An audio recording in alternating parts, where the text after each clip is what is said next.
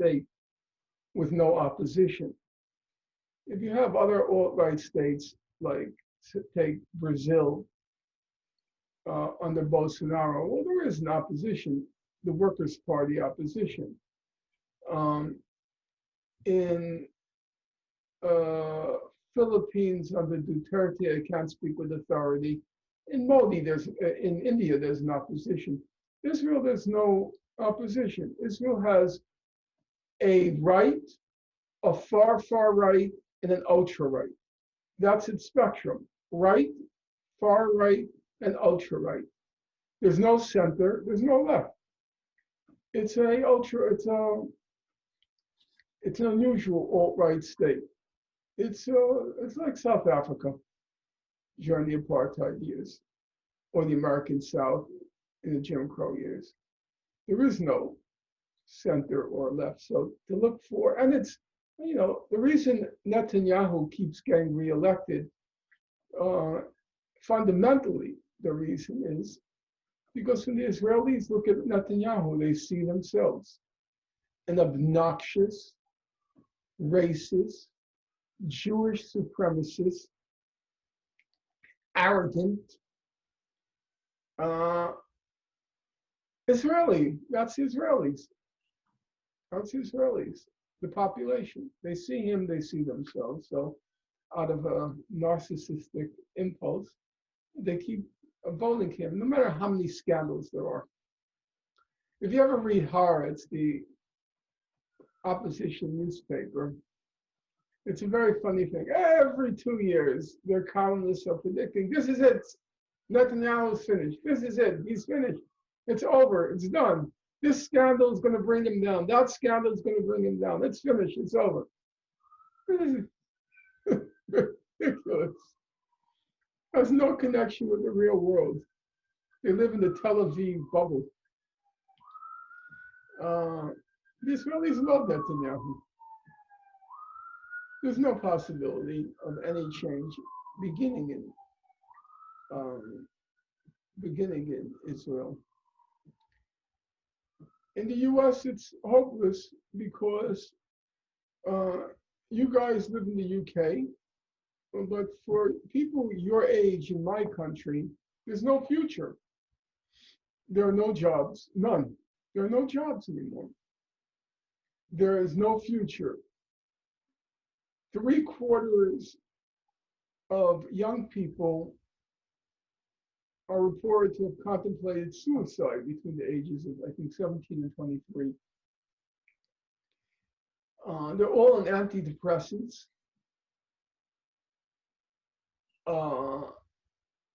They're all living home because they can't afford to move out. If they're living home, they have no job. They can't start up a family. I'm talking about 30-year-olds, 35-year-olds. The point is that any movement in the United States is going to focus on the domestic situation, that our economy has lost the capacity to create a livable living standard for about 80% of Americans. That's going to be the focus. It's not going to be foreign policy issues. So during the Trump era, most of the focus was on issues like, to the extent that foreign policy was a factor, was in things like immigration, Trump's immigration policies, excuse me. But now, going forward, I don't think there'll be any foreign policy component, aside from climate change, the environment.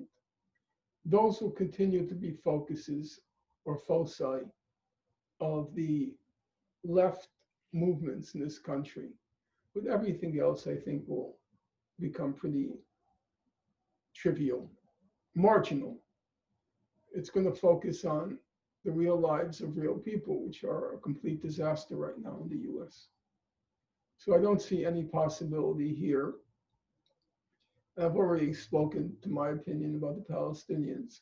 which are obviously the critical factor. I like to quote speaking as a resolute atheist, I nonetheless believe God helps those who help themselves. For the Palestinians to garner support, they have to be the ones making the most sacrifice and showing their desire for support. Otherwise, you become more pious than the Pope. You sit here supporting Palestinian rights, and people are thinking, well, if the situation is so bad, why aren't they saying anything over there? So the action, the impetus has to be there. I think we should end it at that, unless there's some pressing question you want to ask me. We did have two more, but Tommaso, did you want to end with yours, or should I? No, I think we can skip my. I think you've already addressed it. So if you want to end with yours, totally okay. Yeah, I just had one more, which was like about a kind of separate issue, but would you be able to answer that? It's just like one final one. It's basically about Lebanon. I have a friend in South Lebanon who told me that he and others of his generation, which is the younger generation, want Hezbollah to avenge the crimes that Israel has committed against the Lebanese and Palestinians. And Hassan Nasrallah, the Secretary General of Hezbollah, previously stated in a speech in 2010, "We don't want war with Israel, but we crave it." There does seem to be a latent desire in South Lebanon for some kind of final showdown with Israel, and Israel also has an interest in knocking out Hezbollah in order to restore its deterrence capacity. Do you think the region is headed towards that kind of scenario, or is the balance of terror on both sides enough to prevent a conflict? I can't predict that. Look, I can understand the feelings of the Lebanese in the south and of the Palestinians. I can understand it. My parents had the same feelings towards the Germans.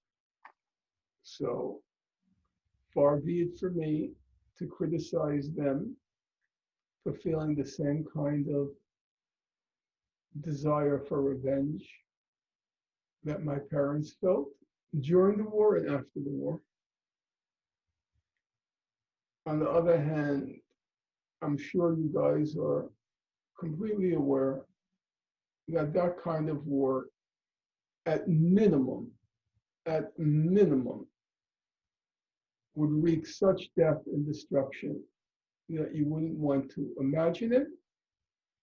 And at maximum, would so spiral out of control that the whole of humanity can be endangered. It's just very easy to see Israel saturating Lebanon, Hezbollah targeting the Dimona reactor, Israel then using atomic weapons, Iran coming in, the United States then coming in, and everything just gets out of control, spins out of control.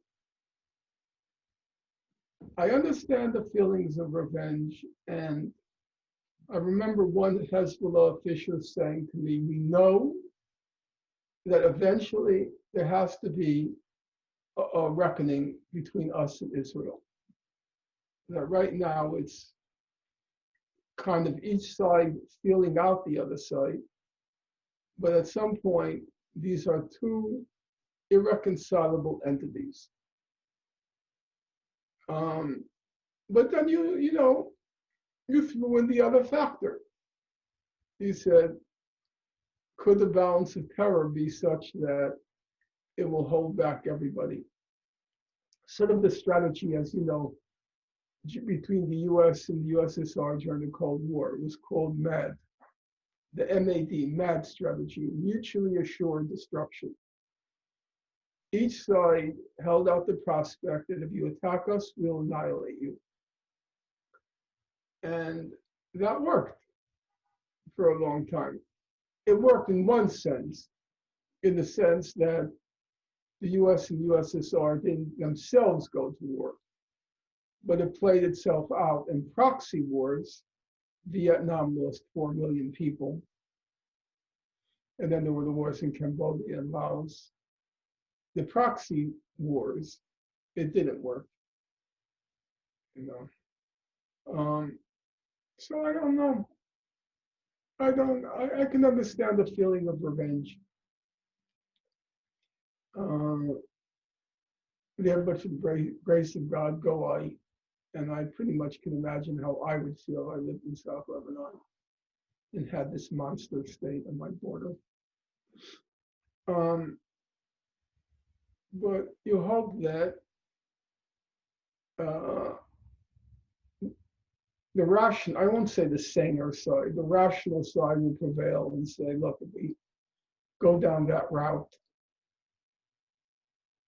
it can easily spin out of control. So that's how I see it. Thank you so much, Norman, for your time. And I think I speak on behalf of like myself and Tommaso when I say like you're one of our heroes, like of all time. So it's been like a real honor to be able to speak to you for so long. Okay, well, best of luck to you two fellows, and keep me posted of your successes and, if you like, of your failures. Thank you so much from my side as well for your time. Bye-bye.